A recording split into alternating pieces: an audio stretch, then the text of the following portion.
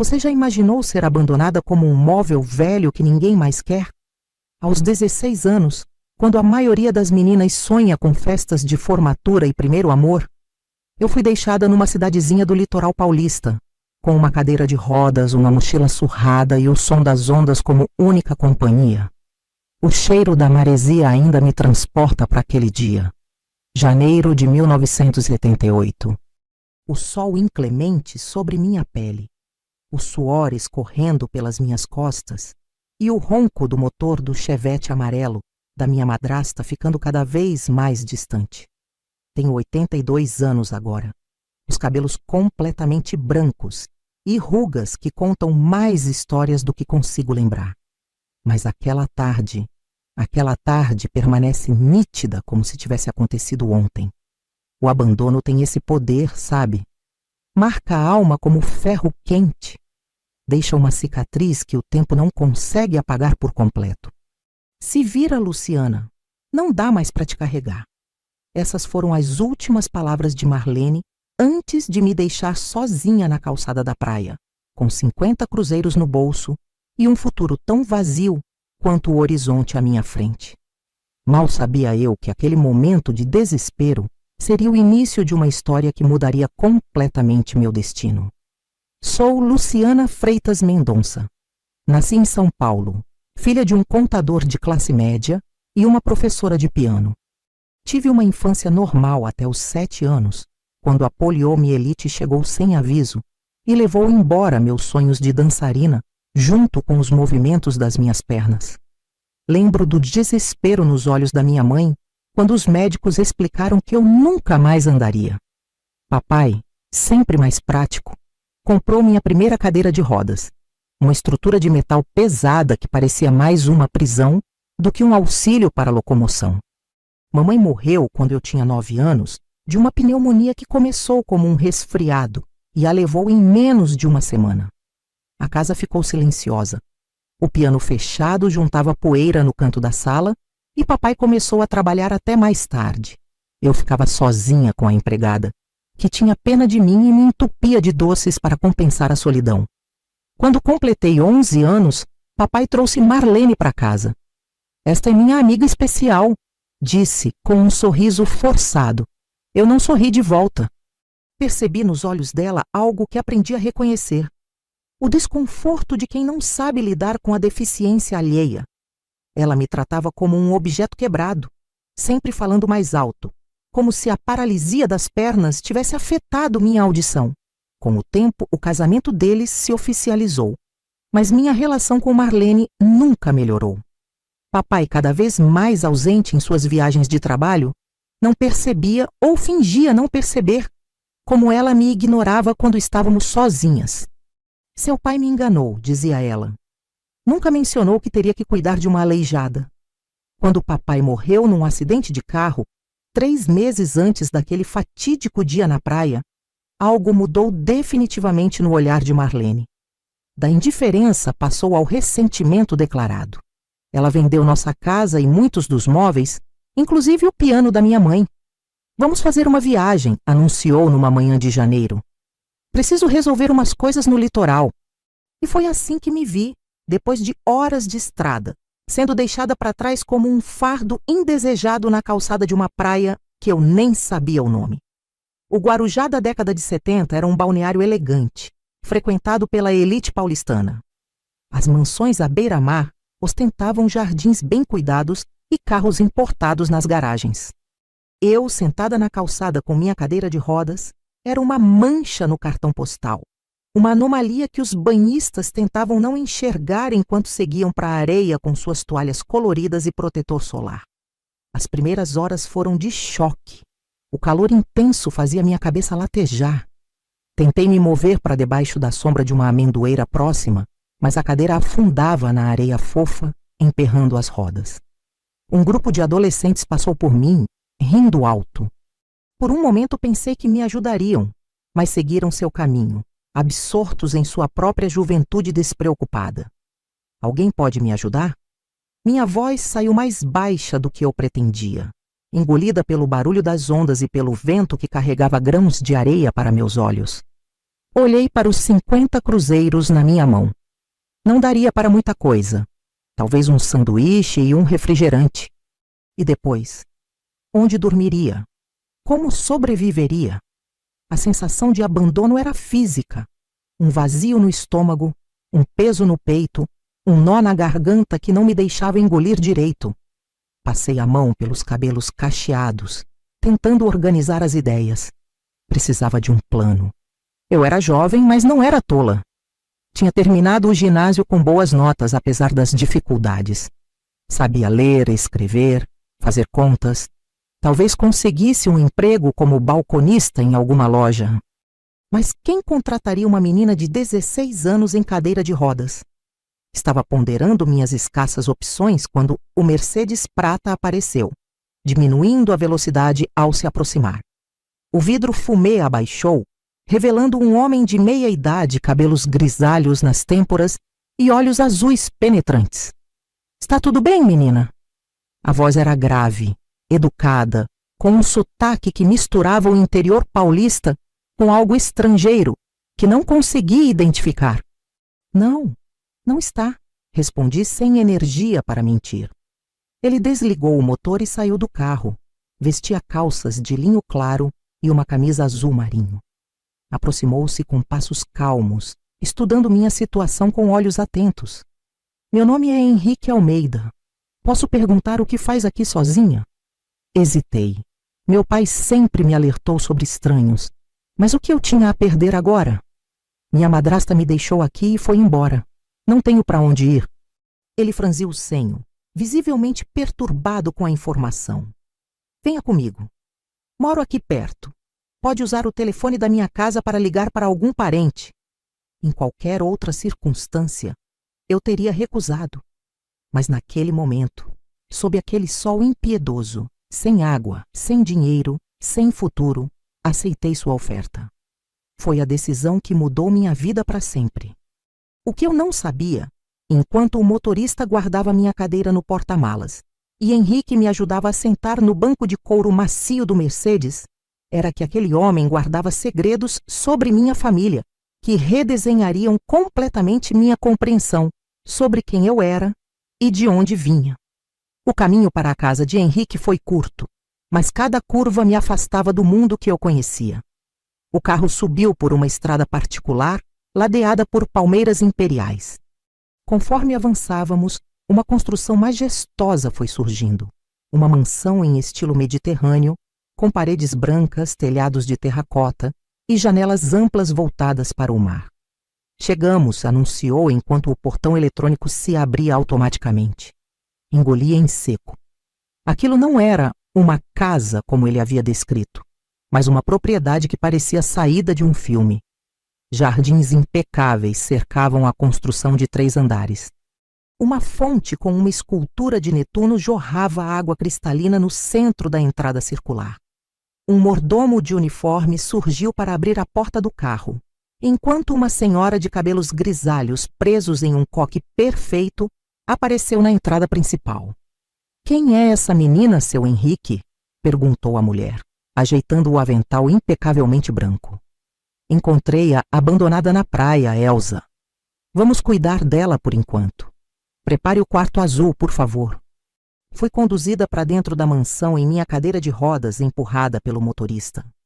O interior era ainda mais impressionante. Piso de mármore italiano, lustres de cristal, obras de arte que reconheci de livros da escola. Havia um piano de cauda Steinway na sala de música e uma escadaria que se curvava elegantemente para o 2º andar. — Você deve estar com fome, disse Henrique.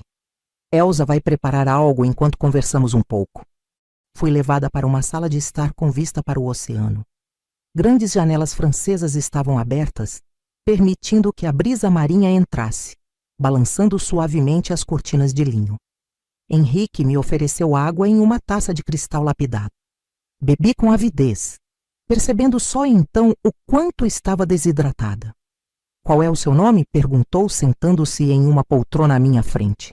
— Luciana Freitas Mendonça, respondi, ainda intimidada pela opulência ao meu redor. Algo mudou em seu olhar. uma centelha de reconhecimento, seguida por uma expressão que não consegui decifrar. Mendonça, de São Paulo. Assenti, confusa com seu súbito interesse. Meu pai era Eduardo Mendonça. Ele faleceu há alguns meses.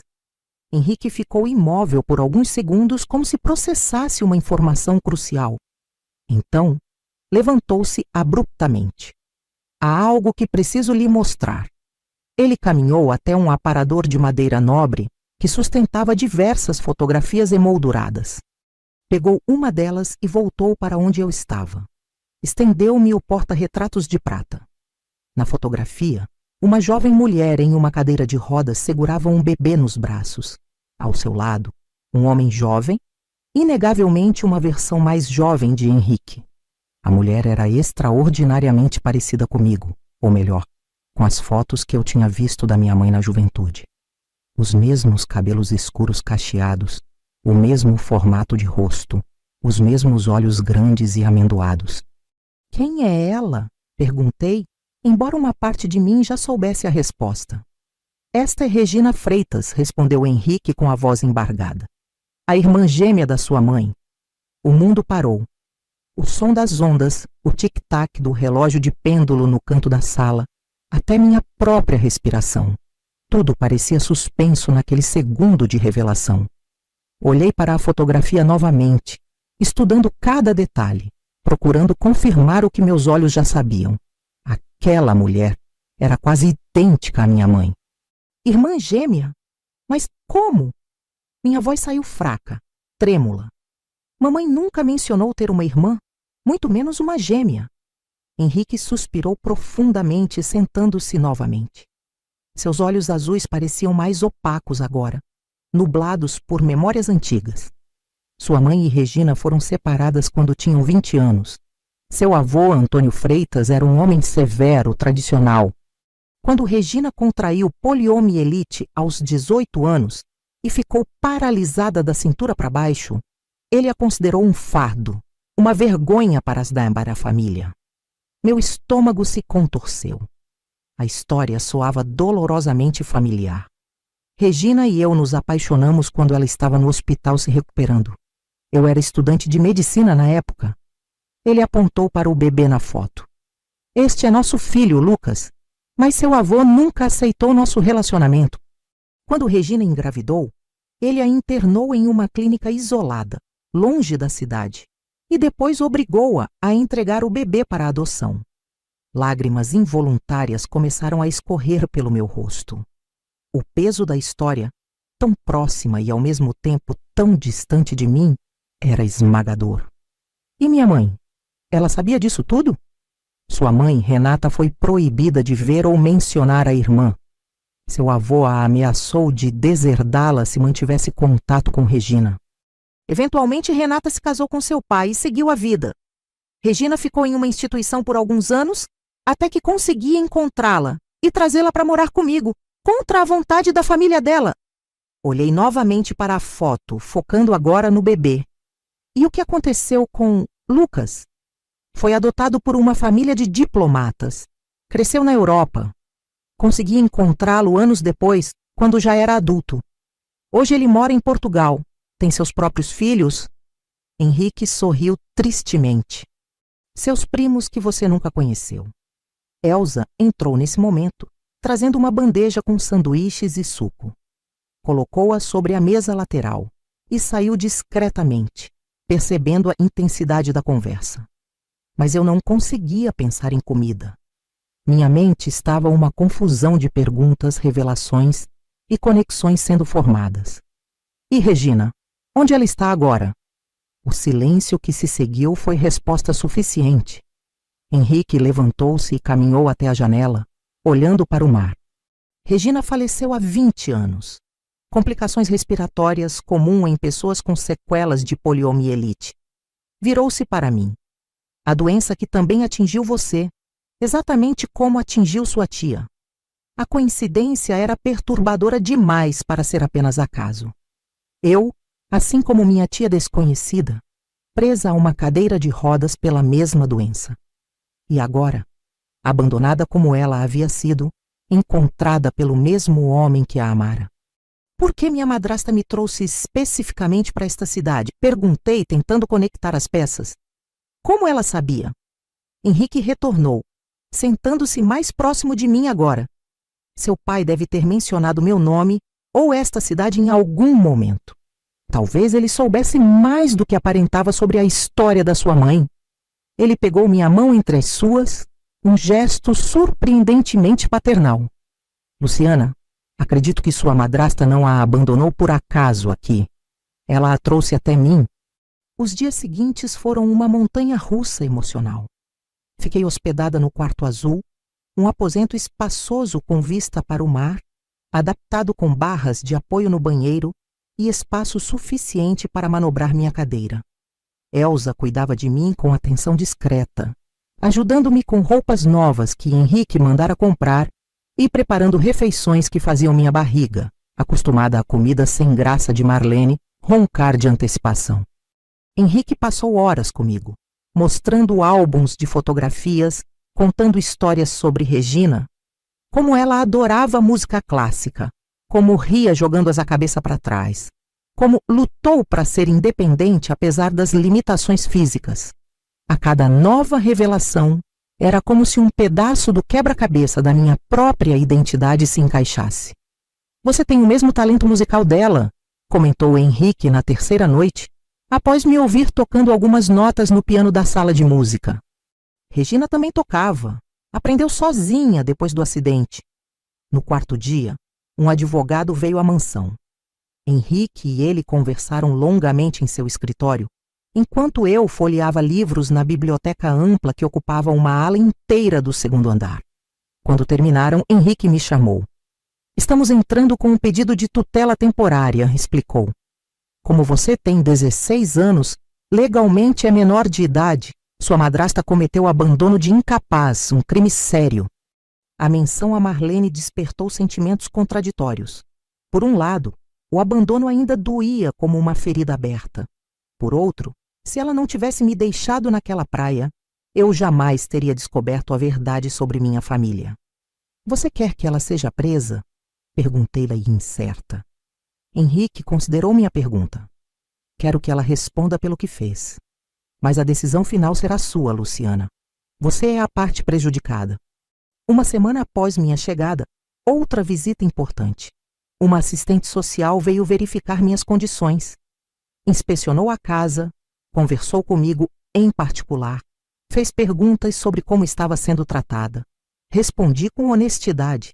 Estava sendo bem cuidada, respeitada e, pela primeira vez em muito tempo, ouvida.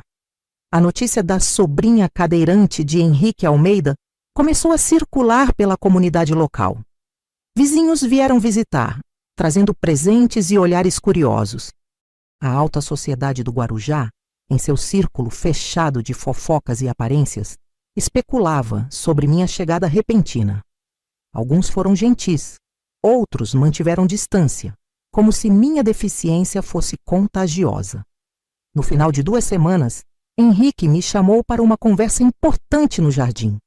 Sentamos perto da fonte, onde o som da água criava uma atmosfera tranquila. Recebi notícias sobre sua madrasta, disse ele, sério. A polícia a encontrou em São Paulo.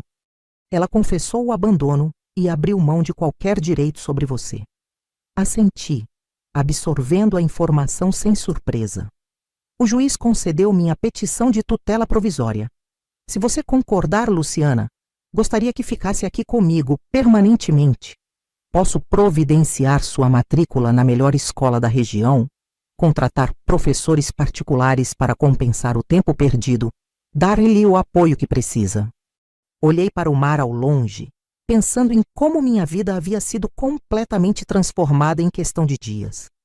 De abandonada em uma calçada, a moradora de uma mansão à beira-mar. De uma menina sem futuro a alguém com possibilidades renovadas. Por quê? Perguntei finalmente. Por que está fazendo tudo isso por mim? Henrique sorriu suavemente. Porque quando olho para você, vejo um pouco de Regina.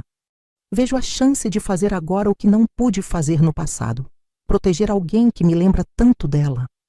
Fez uma pausa. Mas não é só isso. Você é uma jovem notável por si mesma, Luciana. Inteligente, forte, com uma determinação que admiro. Merecer uma chance de ser quem quiser ser, sem que sua condição física defina seus limites. Naquele entardecer, enquanto as primeiras estrelas apareciam no céu do Guarujá, aceitei a proposta de Henrique. Não sabia ainda os desafios que enfrentaria, as dificuldades de adaptação, os olhares de desconfiança da sociedade, a luta para provar meu valor. Mas sabia que, pela primeira vez desde que perdera minha mãe, encontrara um lugar para chamar de lar. Minha nova vida começou oficialmente em fevereiro de 1978, quando fui matriculada no Colégio Elite do Guarujá, uma instituição frequentada pelos filhos da alta sociedade paulista. No primeiro dia, Henrique insistiu em me levar pessoalmente, apesar da minha resistência. Quero que todos saibam que você é minha protegida, explicou enquanto seu motorista ajustava minha cadeira na parte traseira do Mercedes. O colégio não estava preparado para uma aluna cadeirante. Não havia rampas adequadas, os banheiros eram inacessíveis, e as carteiras altas me obrigavam a escrever em uma prancheta improvisada sobre as pernas. Mas os obstáculos físicos eram mínimos comparados às barreiras sociais que enfrentei. É a deficiente que o Dr. Almeida adotou, sussurravam nos corredores quando eu passava. Dizem que é parente dele, mas ninguém nunca ouviu falar dela antes. Os professores oscilavam entre excesso de zelo e completa indiferença. Alguns me tratavam como incapaz intelectualmente, falando devagar, como se não pudesse compreender conceitos simples. Outros simplesmente me ignoravam, como se minha presença fosse uma inconveniência a ser tolerada. Carolina Menezes, filha do prefeito e rainha não oficial da turma, liderou a resistência contra minha inclusão. Meu pai disse que seu tio te achou na rua, comentou em voz alta durante o intervalo, semanas depois da minha chegada. É verdade que sua mãe te abandonou porque você era defeituosa? Engoli as lágrimas que ameaçavam cair. Minha tia também usava cadeira de rodas, respondi, erguendo o queixo. E era mais inteligente e bonita que qualquer pessoa da sua família jamais será. Foi meu primeiro ato de rebeldia, minha primeira recusa em ser diminuída. Carolina ficou vermelha de raiva, mas algo em meu olhar a impediu de continuar. Talvez tenha sido a firmeza incomum para uma menina da minha idade. Talvez o fato de que, apesar de todas as dificuldades, eu não demonstrava autocompaixão. Em casa, Henrique percebeu minha luta silenciosa. Como está sendo a escola? Perguntou uma noite enquanto jantávamos. Difícil, admiti, mas vou conseguir. Ele sorriu com uma mistura de preocupação e orgulho. Regina também tinha essa determinação. É por isso que me apaixonei por ela. A comparação constante com minha tia falecida era tanto um consolo quanto um peso. Parte de mim queria viver à altura daquela imagem quase mitificada que Henrique construíra. Outra parte queria ser reconhecida por meus próprios méritos. Nos fins de semana, Henrique contratou um fisioterapeuta para me ajudar a fortalecer os braços e o tronco. Dr. Paulo, um homem paciente de meia idade, me ensinou exercícios específicos para cadeirantes. Sua independência começa com seu corpo, explicou. Quanto mais forte você for, menos precisará dos outros. Foi ele quem sugeriu a natação, atividade que se tornou minha paixão. Na piscina aquecida da mansão, eu encontrava uma liberdade que me era negada em terra firme. Na água, minhas pernas não importavam. Eu podia flutuar, me mover, sentir o corpo inteiro vivo e respondendo aos meus comandos. O primeiro semestre no colégio terminou com notas medianas, um resultado decepcionante para quem sempre tinha sido aluna exemplar. A adaptação ao novo sistema de ensino, somada às dificuldades de integração social, havia cobrado seu preço. Henrique não demonstrou desapontamento, mas percebi que esperava mais de mim. Talvez eu precise de um professor particular. Sugeri durante as férias de julho, determinada a melhorar. Henrique concordou imediatamente, contratando um tutor para matemática e outro para ciências. Minhas maiores dificuldades. Com a casa mais vazia durante o recesso escolar, transformei a biblioteca em meu quartel-general de estudos. Acordava cedo, passava na manhã com os tutores, à tarde na piscina para exercícios e à noite revisando o conteúdo. Quando as aulas recomeçaram em agosto, prometi a mim mesma que as coisas seriam diferentes. Levantei a mão em todas as aulas, respondi a perguntas que ninguém sabia, entreguei trabalhos impecáveis. Minha determinação incomodou alguns professores, que não esperavam tanto empenho de A Menina da Cadeira. Foi durante uma aula de literatura que enfrentei meu primeiro grande fracasso público. A professora Cecília propôs um sarau de poesia para o final do mês, onde cada aluno deveria declamar um poema de autor brasileiro. Escolhi Vou-me embora para Pazárgada, de Manuel Bandeira, memorizei cada verso, pratiquei a entonação diante do espelho por horas. No dia da apresentação, vesti meu melhor conjunto, uma saia azul marinho e blusa branca que Elsa ajudara a escolher. Henrique mandou o cabeleireiro da mansão arrumar meus cabelos em um coque elegante. Eu estava confiante, pronta para mostrar que minha voz e minha mente eram tão válidas quanto as de qualquer outro estudante. Quando chegou minha vez, o professor de educação física me ajudou a subir na pequena plataforma improvisada como palco. Posicionei minha cadeira, olhei para a plateia de alunos e pais e comecei a recitar. Os primeiros versos saíram firmes, claros. Então, no meio da terceira estrofe, um grupo de meninos do último ano começou a imitar o movimento de rodas com as mãos, rindo discretamente. Minha voz falhou. As palavras fugiram da minha mente. O silêncio se estendeu dolorosamente enquanto eu lutava para recuperar o fio da memória. A professora tentou me ajudar, sussurrando o próximo verso, mas era tarde demais. Lágrimas embaçaram minha visão. Desculpe, murmurei, recuando minha cadeira para sair do palco. Henrique estava na primeira fileira. Vi a compaixão em seus olhos, mas também algo que me doeu profundamente: decepção. Ele, que sempre falava da força de Regina, de como ela enfrentara o preconceito com dignidade, agora testemunhava minha fragilidade. No caminho de volta para casa, nenhum de nós falou sobre o incidente. Só quando chegamos à mansão, ele quebrou o silêncio. Sabe por que amei sua tia? Perguntou, enquanto observávamos o mar da varanda. Não foi apesar da cadeira de rodas, mas por causa da pessoa que ela se tornou por causa dela. A adversidade revela nosso verdadeiro caráter, Luciana. Eu falhei hoje, admiti, enxugando uma lágrima teimosa. Não, ele corrigiu suavemente. Você apenas não terminou. Há uma diferença fundamental aí. Na manhã seguinte, encontrei sobre minha escrivaninha uma máquina de escrever antiga, acompanhada de um bilhete. As palavras são suas asas. Use-as para voar acima de qualquer limitação. H. O segundo ano da minha nova vida trouxe mudanças significativas. Com a ajuda financeira e a influência de Henrique, o colégio instalou rampas de acesso, adaptou um banheiro e me forneceu uma mesa especial para acomodar minha cadeira. Estas pequenas vitórias não vieram sem resistência. Ouvi comentários sobre privilégios especiais e dinheiro comprando facilidades. Aprendi a ignorar os olhares curiosos e as perguntas impertinentes. Meu refúgio era a biblioteca e o jornal da escola, onde comecei a escrever pequenos artigos sobre acessibilidade e inclusão. A máquina de escrever que Henrique me dera tornou-se minha companheira inseparável. As palavras fluíam dos meus dedos com uma liberdade que meu corpo não conhecia. Em casa, Henrique incentivava minhas ambições nascentes. Regina sempre quis ser jornalista, comentou certa vez, folheando uma edição do jornal escolar com meu artigo sobre a importância de calçadas adaptadas.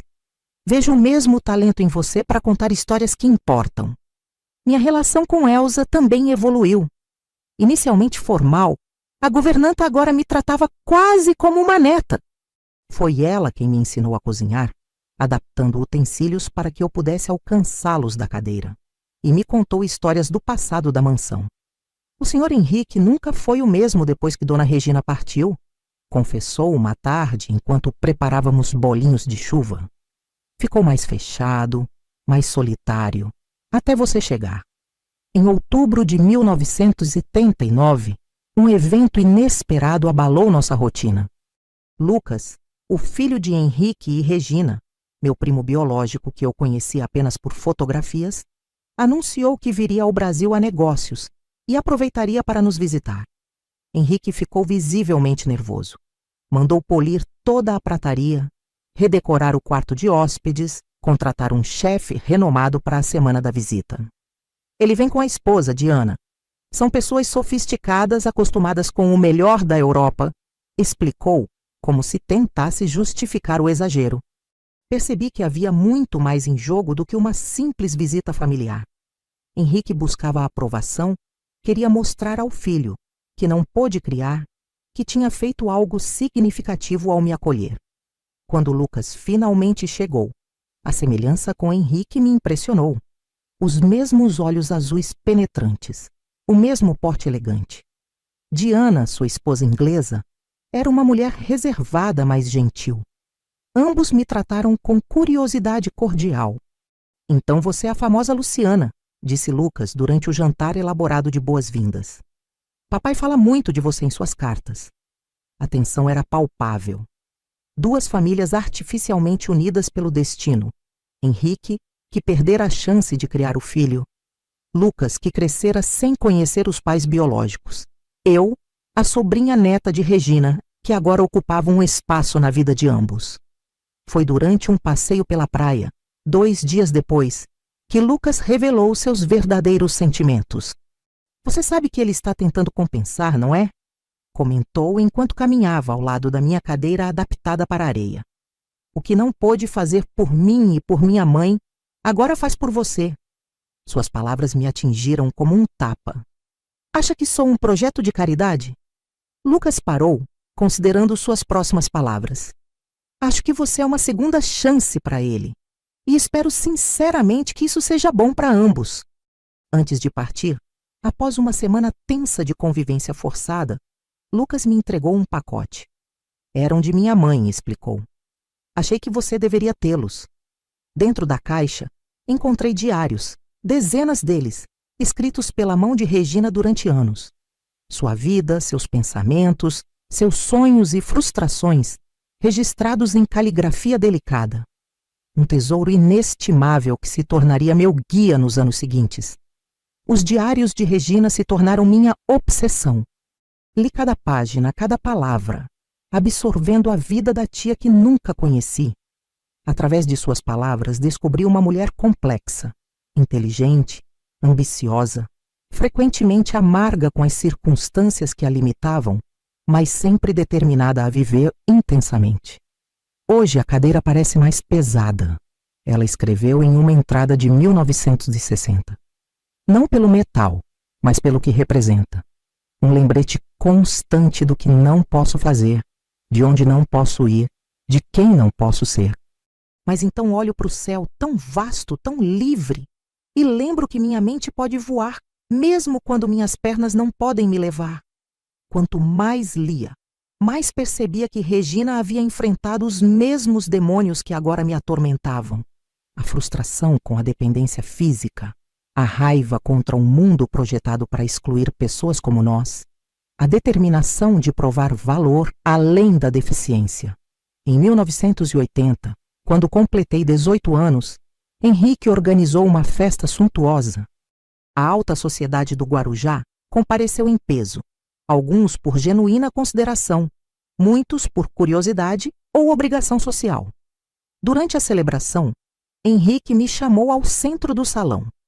"Luciana não é apenas minha protegida", anunciou para todos os convidados.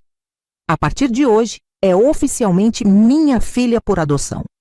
Houve aplausos educados, taças erguidas em brinde, mas também murmúrios questionando os verdadeiros motivos por trás da decisão. Percebi olhares de desconfiança, especialmente de famílias com filhos em idade de casar, como se eu tivesse me tornado uma herdeira por estratégia, não por afeto. Carolina Menezes, minha antiga algoz do colégio, agora uma universitária presunçosa, passou por mim sussurrando: "Da calçada para a mansão. Que sorte você teve com sua deficiência." Seu comentário cruel plantou uma semente de insegurança. Seria verdade? Henrique só me acolhera por causa da cadeira de rodas, por eu ser um reflexo físico de seu amor perdido? A dúvida corroeu nossa relação nos meses seguintes. Henrique percebeu meu distanciamento, mas não entendeu sua causa. Quando finalmente confrontei-o sobre o assunto durante um jantar, sua expressão de mágoa foi resposta suficiente. É isso que você pensa de mim, Luciana? Que a adotei por pena ou pior, como substituta de Regina?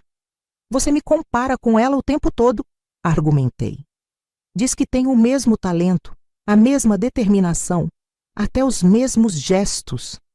Henrique ficou em silêncio por longos minutos, olhando para o mar através das janelas da sala de jantar. Quando Regina morreu, uma parte de mim morreu com ela, disse finalmente.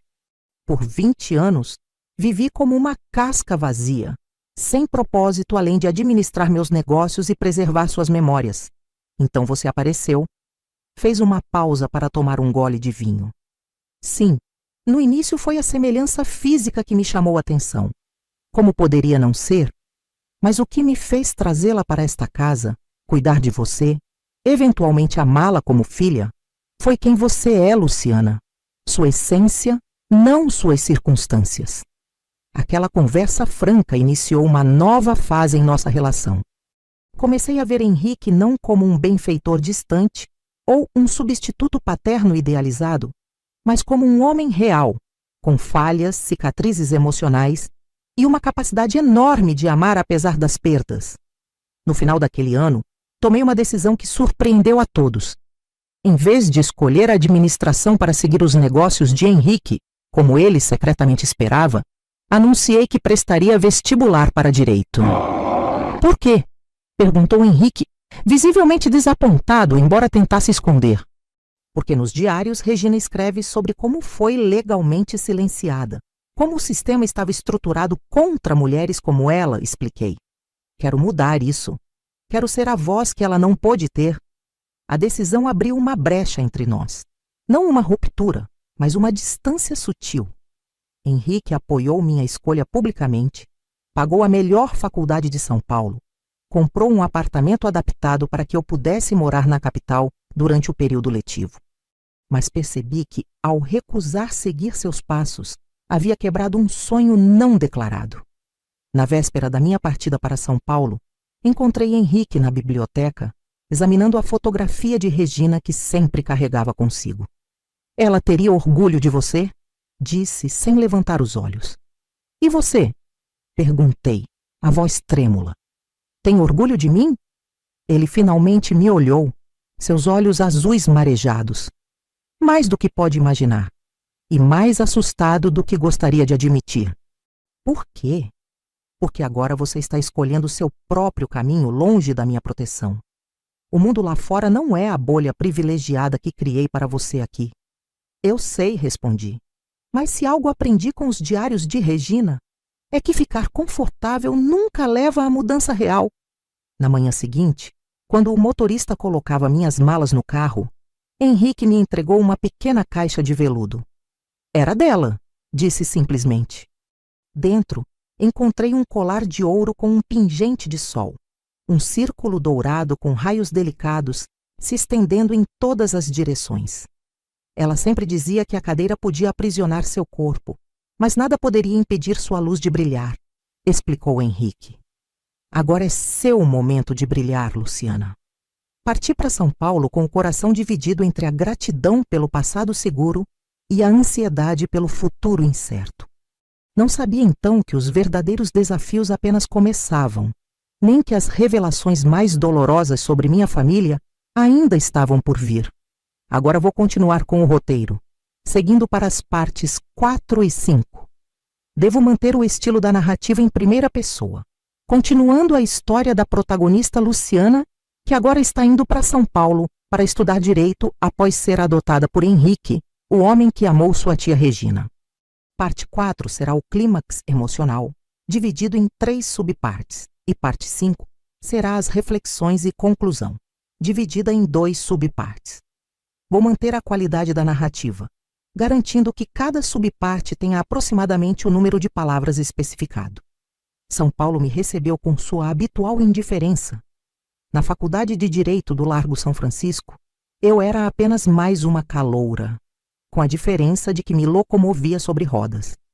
O prédio histórico, com suas escadarias imponentes e corredores estreitos, parecia determinado a me lembrar diariamente que não havia sido projetado para pessoas como eu.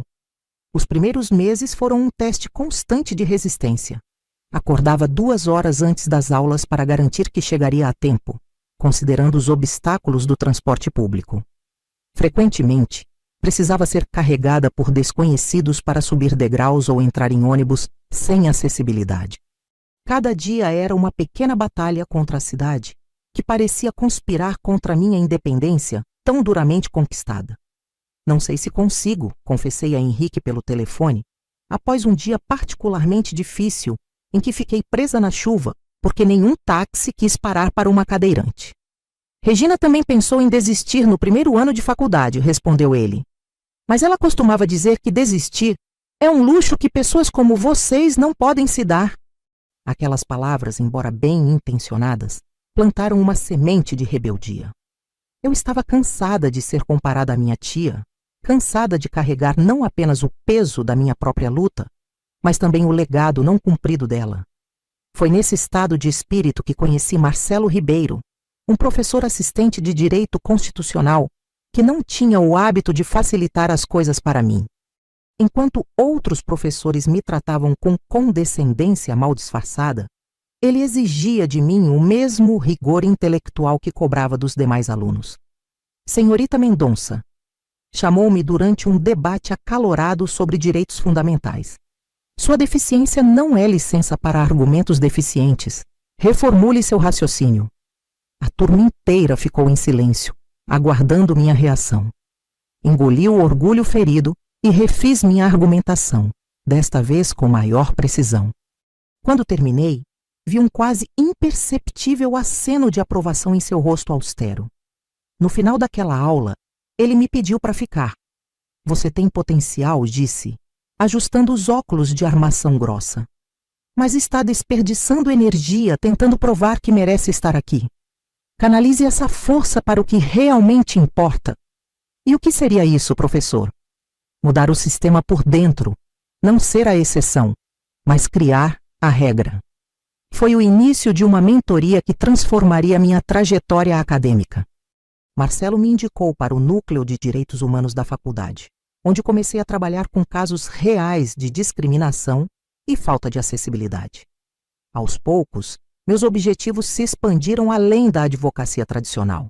Eu queria mudar legislações, criar precedentes, abrir caminhos. Em 1983, no 3º ano da faculdade, encontrei um anúncio no jornal que mudaria tudo. O Ministério Público estava investigando denúncias contra uma rede de instituições para pessoas com deficiência, incluindo a clínica onde minha tia Regina havia sido internada décadas antes. Recortei a notícia e liguei imediatamente para Henrique.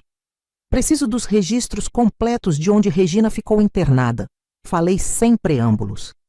Um longo silêncio precedeu sua resposta. Por quê? Porque há uma investigação em andamento. Abusos, negligência, possíveis mortes por maus tratos. As mesmas instituições onde seu filho foi tirado dela.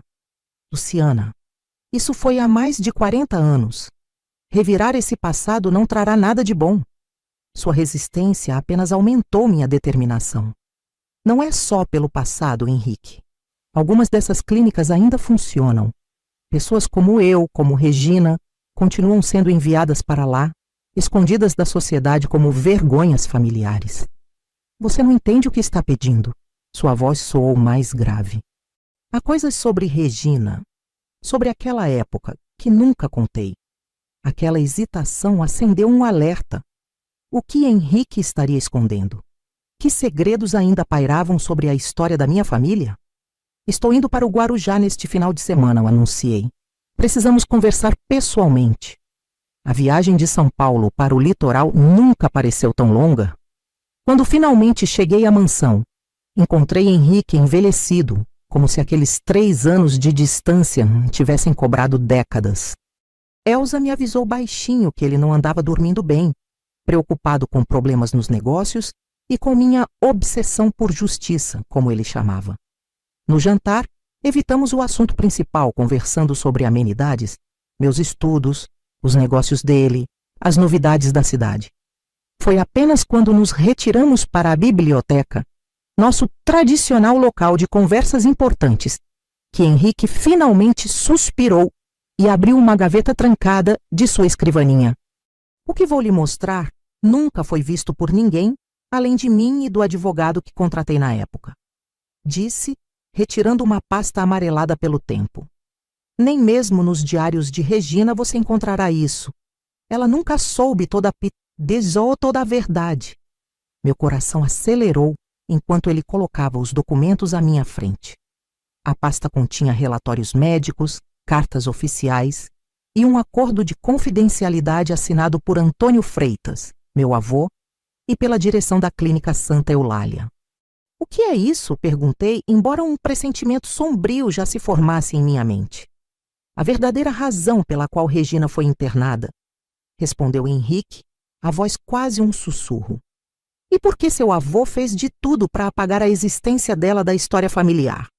Os documentos contavam uma história muito diferente daquela que eu conhecia. Regina não foi internada apenas por estar grávida fora do casamento, nem apenas por sua deficiência física. Havia um terceiro elemento, mantido em sigilo absoluto por décadas. Meu avô havia descoberto que Henrique, então um jovem médico residente, era filho de Isaac Almeida, um influente empresário judeu que havia sido rival comercial de Antônio Freitas anos antes. Seu avô era um homem de visões ultraconservadoras, explicou Henrique, enquanto eu lia os documentos com mãos trêmulas. Para ele, Regina havia cometido a tríplice transgressão: engravidar sem casar, de um homem judeu, e ainda por cima ser uma aleijada, como ele a chamava em suas cartas. Uma fotocópia de um telegrama enviado por Antônio à direção da clínica deixava suas intenções claras. Mantenham-na isolada até o parto. A criança deve ser entregue para adoção imediatamente. Nenhum contato com a família Almeida. Assinatura de todos os documentos necessários já providenciada. Ele falsificou a assinatura dela? Perguntei horrorizada. Henrique assentiu gravemente. Regina nunca consentiu com a adoção de Lucas. Quando recuperou a consciência após o parto, disseram-lhe que o bebê havia nascido morto. A monstruosidade daquela mentira me atingiu como um golpe físico. Por um momento não consegui respirar. Os pontos começavam a se conectar, formando um quadro muito mais sombrio do que eu imaginava. E minha mãe? Ela sabia disso tudo? Henrique hesitou, claramente desconfortável. Sua mãe, Renata, era a filha favorita, aquela que seguia todas as regras, que nunca deu problemas. Quando Regina ficou grávida, Antônio já havia arranjado um casamento para Renata com um sócio de negócios, seu pai. Está dizendo que meu pai e minha mãe foram unidos em um casamento arranjado?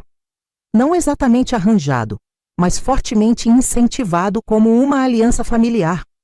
Eduardo era um contador promissor, de boa família, e Antônio queria mantê-lo próximo aos negócios. Um documento particularmente perturbador chamou minha atenção. Um relatório médico datado de 3 meses após o nascimento de Lucas, onde o médico responsável pela clínica recomendava a esterilização compulsória da paciente como medida preventiva devido à sua condição hereditária desfavorável. Eles a esterilizaram sem consentimento? Minha voz saiu estrangulada. Sim. Henrique cobriu o rosto com as mãos, como se não suportasse reviver aquela memória. Quando finalmente consegui encontrá-la 2 anos depois, esse dano irreparável já havia sido feito. Regina nunca mais poderia ter filhos. Outro documento revelava que Antônio havia pago uma quantia considerável para manter todo o episódio em sigilo, incluindo subornos a funcionários do cartório, para que não houvesse registro oficial do nascimento de Lucas como filho de Regina. Como você conseguiu tirar Regina daquela clínica? Meu pai, Isaac, finalmente me ajudou. Ele usou sua influência e contatos. Quando Regina saiu de lá, estava muito diferente, mais magra, o olhar vazio, sem a vivacidade que sempre a caracterizou. Levei anos para ajudá-la a se recuperar psicologicamente. Enquanto absorvia aquelas revelações atordoantes, uma pergunta crucial começou a se formar em minha mente. Henrique, se meu avô odiava tanto a ideia de deficiência na família, por que meus pais me mantiveram quando contraí poliomielite? Por que não fui internada como Regina? O silêncio que se seguiu foi mais revelador que qualquer resposta. Henrique desviou o olhar, fixando-o nas ondas que quebravam na praia, visíveis através da janela da biblioteca. Seu avô morreu quando você tinha 5 anos, antes da poliomielite, disse finalmente. Mas há algo que você precisa saber sobre sua doença. Ele retirou da pasta um último documento. Um teste de laboratório com o nome da minha mãe. Renata também contraiu o vírus da polio na juventude, mas teve uma forma subclínica, sem sintomas aparentes. Os médicos alertaram que ela poderia transmitir uma predisposição genética. Seu pai sabia disso antes de você nascer. A revelação caiu sobre mim como um raio. Está dizendo que minha condição poderia ter sido prevista? Que não foi apenas má sorte? Estou dizendo que sua mãe carregava a culpa pela sua condição? Ela via em você o destino que sua irmã gêmea teve, e isso a consumia. Quando ela morreu, sua madrasta encontrou estes documentos entre as coisas dela. As peças finalmente se encaixavam. Por isso Marlene me trouxe especificamente para o Guarujá. Ela sabia sobre você, sobre Regina. Ela encontrou cartas que sua mãe nunca enviou para mim, pedindo perdão por não ter ajudado a irmã. Cartas onde ela mencionava que eu estava cuidando de Regina em minha casa no Guarujá. Sentei-me imóvel, tentando processar a magnitude daquelas revelações. Toda a minha história familiar havia sido construída sobre segredos, mentiras e culpas silenciosas. Minha mãe morrera carregando o peso de uma culpa que não era dela. Minha tia vivera e morrera sem jamais saber o que realmente acontecera com seu filho. Por que está me mostrando isso agora, Henrique? Por que não me contou antes? Ele se levantou com dificuldade, parecendo carregar o peso de cada um de seus 70 anos. Porque você está determinada a abrir essa investigação sobre as clínicas. E precisa entender que mexer nesse vespeiro trará consequências que talvez não esteja preparada para enfrentar. Que consequências? Algumas dessas instituições eram administradas por pessoas poderosas com conexões políticas. A Clínica Santa Eulália, especificamente, pertencia a um primo do então governador. O mesmo homem agora é senador. Está me pedindo para recuar? Para deixar essas atrocidades impunes? Henrique segurou minhas mãos, seus olhos azuis agora mais pálidos pelo tempo, fixos nos meus. Estou pedindo que considere cuidadosamente seus próximos passos. Regina nunca teve essa chance de escolher suas batalhas. E é exatamente por isso que não posso recuar agora, respondi, com uma certeza que vinha do âmago do meu ser. Regina perdeu tudo, seu filho, sua fertilidade, anos de sua vida. E quantas outras Reginas ainda estão presas em instituições como aquela? Quantas outras famílias foram destroçadas por preconceito e ganância? Naquele momento, o peso do pingente de sol em meu pescoço, o antigo colar de Regina, parecia mais significativo do que nunca. Não era apenas uma joia, mas um símbolo da responsabilidade que agora assumia conscientemente. Vou seguir com a investigação, anunciei. Não apenas pelo passado, mas pelo futuro que queremos construir. Henrique fechou os olhos por um longo momento. Quando os reabriu, vi neles uma mistura de medo e orgulho. Então não fará isso sozinha. Tenho recursos, contatos, influência. Usaremos tudo o que for necessário. Naquela noite, observando o mar do Guarujá da varanda do meu quarto, compreendi que havia chegado a um ponto sem retorno. O abandono que sofri aos 16 anos havia me trazido até ali, para descobrir uma verdade que agora exigia a ação. Não era mais apenas sobre minha história pessoal, mas sobre uma injustiça sistêmica que precisava ser exposta. A menina assustada na cadeira de rodas, deixada na calçada de uma praia desconhecida, havia se transformado em uma mulher determinada a mudar o sistema que permitiu tal crueldade. E essa transformação estava apenas começando. A investigação sobre as instituições para pessoas com deficiência tornou-se mais do que um caso. Transformou-se na missão da minha vida. Nos meses seguintes à descoberta dos documentos, mergulhei em uma pesquisa exaustiva. Henrique colocou à minha disposição uma equipe de advogados, investigadores particulares e jornalistas discretos que pudessem apurar fatos sem levantar suspeitas prematuras. O que descobrimos era ainda mais perturbador do que eu imaginava. A clínica Santa Eulália, onde Regina ficara internada, era apenas a ponta do iceberg. Havia uma rede de instituições similares espalhadas pelo país, todas operando sob o manto da caridade e do tratamento especializado, mas que na verdade funcionavam como depósitos humanos onde famílias abastadas escondiam seus problemas.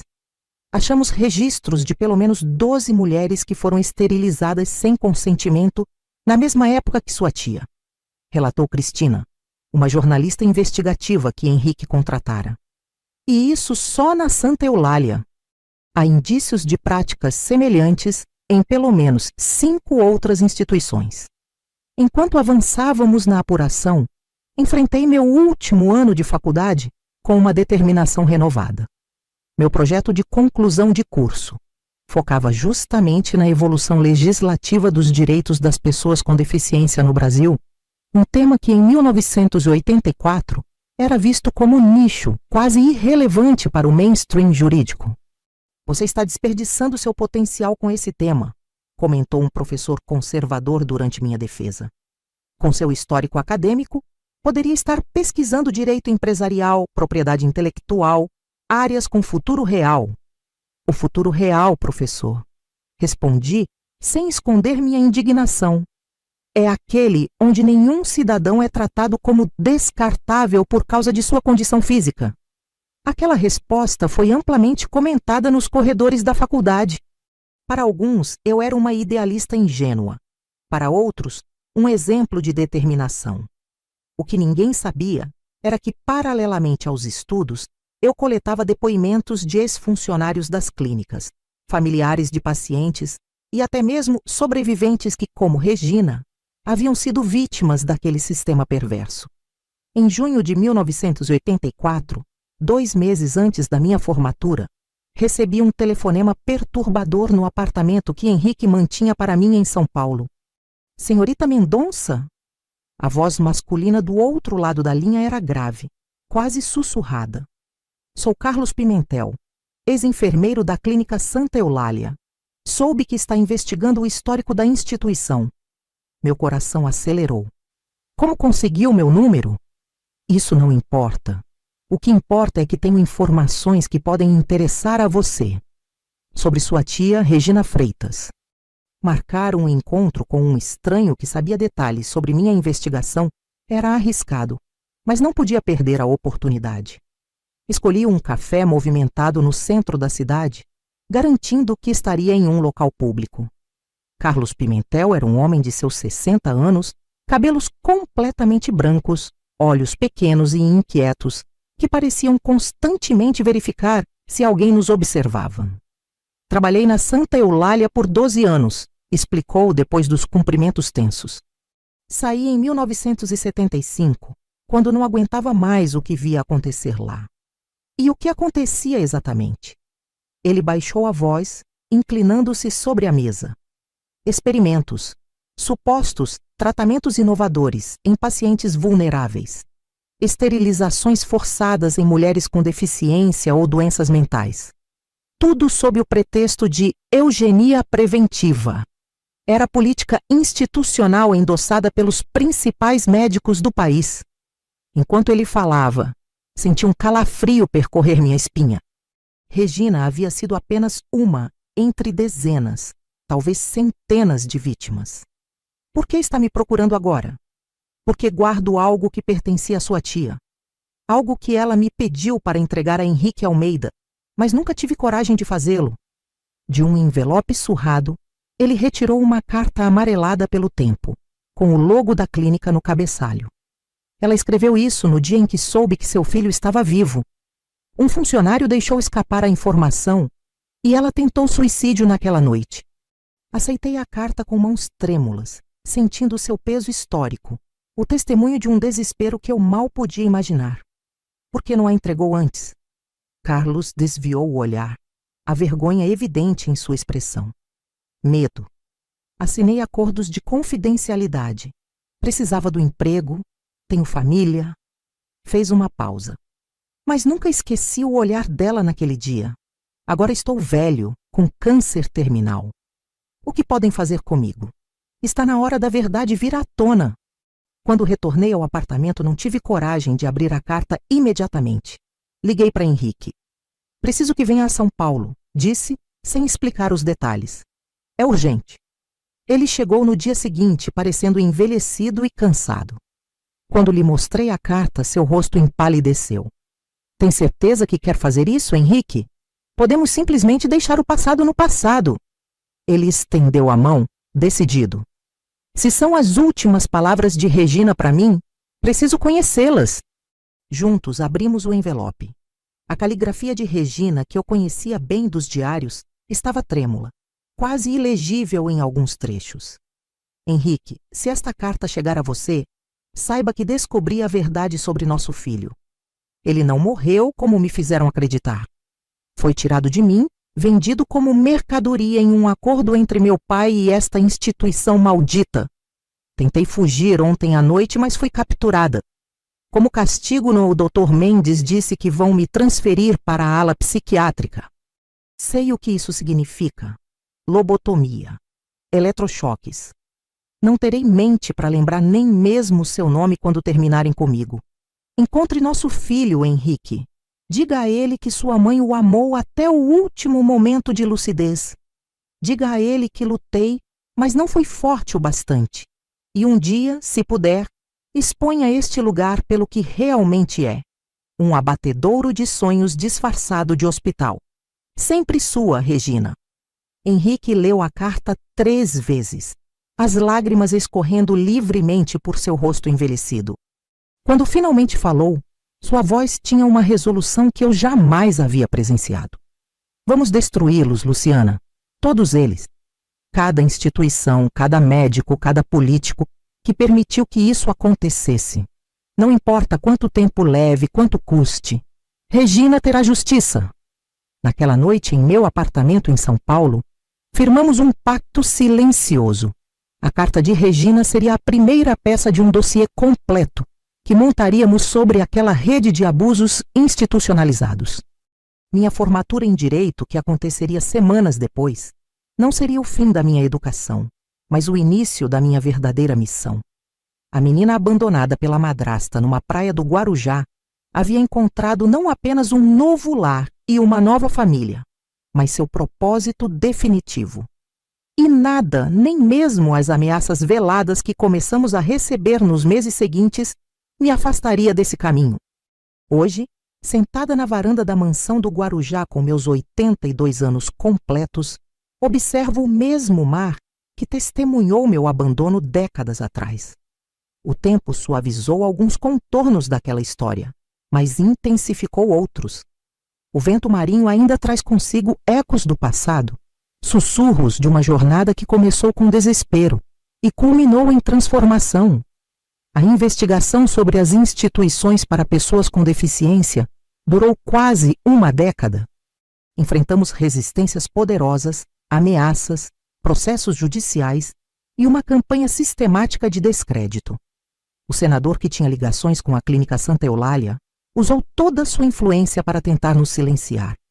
Houve momentos em que cheguei a temer pela minha vida e pela segurança de Henrique. Vivemos em um país onde a memória é curta e o perdão é seletivo, dizia Marcelo, meu antigo professor que se tornara parceiro na causa. Eles estão contando com o esquecimento público, mas nos recusamos a esquecer. Em 1987, conseguimos publicar a primeira série de reportagens detalhando os abusos nas clínicas. A repercussão inicial foi limitada, Estávamos no meio da transição democrática e o país tinha outros focos. Porém, lentamente, outros sobreviventes começaram a se manifestar. Ex-pacientes, familiares, até mesmo médicos arrependidos trouxeram seus testemunhos. Em 1989, quando a nova Constituição já estava em vigor, apresentamos um dossiê completo ao Ministério Público. O processo judicial que se seguiu foi longo e doloroso. Testemunhei inúmeras vezes, expondo não apenas a história de Regina, mas conectando-a a um padrão mais amplo de violação sistêmica de direitos. Henrique não viveu para ver o desfecho final. Em 1992, aos 82 anos, partiu serenamente durante o sono. Em seu testamento, além de me deixar sua fortuna e propriedades, havia uma carta explicando por que nunca se casou após Regina. Algumas pessoas atravessam nossas vidas como meteoros, breves, intensas, inesquecíveis. Regina foi meu meteoro. Você, Luciana, foi meu sol constante, iluminando minha velhice com propósito e alegria. Sua morte foi um golpe devastador, mas também um lembrete da finitude da vida e da urgência da nossa missão. Redirecionei parte significativa da herança para a recém-fundada Associação Aurora, batizada em homenagem ao segundo nome de Regina, dedicada a promover os direitos das pessoas com deficiência e a preservar a memória dos abusos institucionais para que jamais se repetissem. Em 1995, finalmente, conseguimos uma vitória histórica: a condenação oficial do Estado brasileiro por omissão e conivência com as práticas da Clínica Santa Eulália e instituições similares. A decisão judicial reconheceu formalmente os abusos como violação sistemática de direitos humanos e estabeleceu precedentes importantes para futuras legislações sobre o tema. Não foi uma vitória completa. Muitos dos responsáveis diretos já haviam falecido. Outros escaparam por prescrição ou tecnicidades legais. Mas o reconhecimento público da verdade teve um valor inestimável para os sobreviventes e suas famílias. Lucas, meu primo biológico, participou ativamente da fase final do processo. Quando soube toda a verdade sobre o destino de sua mãe biológica, transformou sua dor em ativismo internacional. Hoje, aos 65 anos, divide seu tempo entre Portugal e Brasil, ajudando a coordenar a Associação Aurora e promovendo legislações mais inclusivas em diversos países. Minha própria trajetória profissional foi moldada por essa luta. Da advocacia passei à magistratura, tornando-me uma das primeiras juízas cadeirantes do país. Cada sentença que proferi ao longo de 30 anos de carreira carregava a consciência aguda de como o sistema judicial pode tanto perpetuar quanto combater injustiças históricas. Não construí uma família tradicional. Nunca me casei, nunca tive filhos biológicos, mas construí uma família de escolha, colegas que se tornaram amigos, alunos que orientei, sobreviventes que acolhi.